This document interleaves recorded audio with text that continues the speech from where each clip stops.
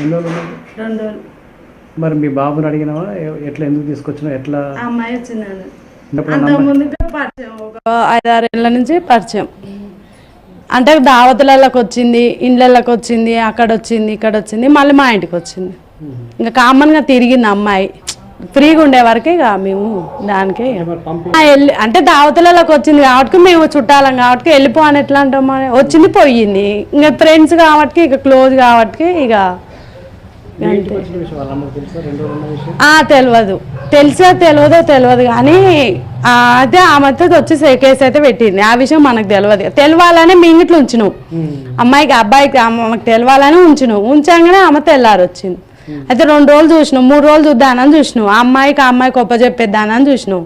కానీ ఆమె వచ్చి కేసు పెట్టింది, ఇంకా పంపించేసి పోలీసు వాళ్ళు వచ్చారు.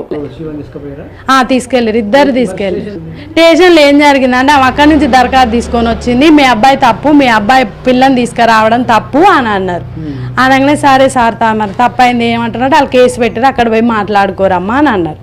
ఇట్లా పిల్లని తప్పుగా ఇంట్లో ఉంచుకోవడం తప్ప అంటే మీ తప్పే మా తప్పే అని మేము ఒప్పుకున్నారు. బయటకు వెళ్ళగొట్టారు.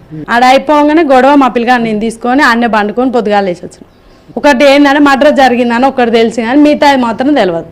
అంటే నా తరపున అయితే చావదెంగడం మంచిదని మేము నా వరకు అయితే నేను అనుకుంటున్నా. అంతే, ఎవరేమన్నా నాకు పర్వాలేదు. ఎందుకంటే ఆ అమ్మాయి ఫస్ట్ నుంచి ఫ్రీగా తిరిగి అప్పుడు నుంచి లేక భయం ఇప్పుడు పెట్టింది ఆమె. తప్పు ఎవరిది ఫస్ట్ నుంచి నాకు తెలుసు కాబట్టి ఫస్ట్ నుంచి ఆ అమ్మాయి తిరుగుతుంటే కేసు పెట్టాలి. ఇప్పుడు మా ఇంటికి రాగానే కేసు పెట్టింది. అక్కడ తిప్పినా గిట్ట వాళ్ళు ఏమీ అనలేదంట. మరిద్దరు తప్పు చేసి ఏది చేద్దాం చెప్పండి సార్. ఇప్పుడు మీరే చెప్పండి. సరే నేనే తప్పు చేసిన, సరే వాళ్ళంటే పక్క నేను తప్పు చేసిన, నేను ఉంచుకున్నా, నేనే అది చేసిన, ఇప్పుడు నన్ను ఏం చేస్తారు చెప్పండి. ఇప్పుడు ఆ అమ్మాయి బయట పడితే తెలుస్తుంది. ఇప్పుడు ఆ అమ్మాయి తరపున తప్పు, ఆ అమ్మాయి తప్పు మొత్తం. ఇప్పుడు మా తప్పు లేదు, మా పిల్లగాడు మా దగ్గర ఉన్నాం, అది బయటకు ఎట్లా వెళ్ళిందో తెలియాలి. అది మ్యాటర్ మొత్తం పిల్ల కాడ ఉంది, మన కాడ ఏం లేదు ఆడ. కానీ పిల్ల పిలిచిందా, పిల్ల పిలవలేదా మనకైతే తెలియదు. ఇంతవరకు అయితే ఇంకేది తెలియలేదు. ఆడికి పోతే అన్ని తెలుస్తుంది, పిల్లని అడిగితే తెలుస్తుంది.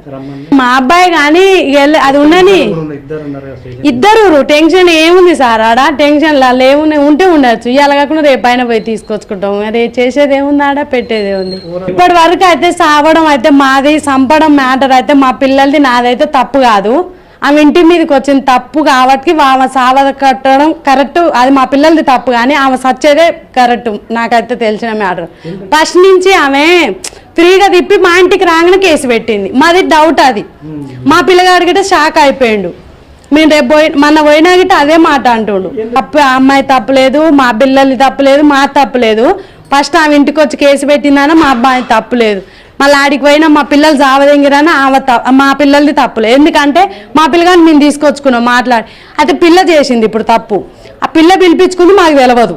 ఇప్పుడు పోతే తెలుస్తుంది అదొకటి. మళ్ళీ ఇంటికి వచ్చినాక ఆమె ఇన్ని రోజులు తిప్పుకొని మళ్ళీ ఇంటికి రాగానే కేసు పెట్టింది, అదో తప్పు. ఇక గంతే, అందుకే నేను ఉంచుకున్నా. ఇప్పుడు నేనే సాక్ష్యం, ఎవరైతే లేరుగా సార్ చెప్పు, నేనైతే సాక్ష్యం ఉన్నాగా.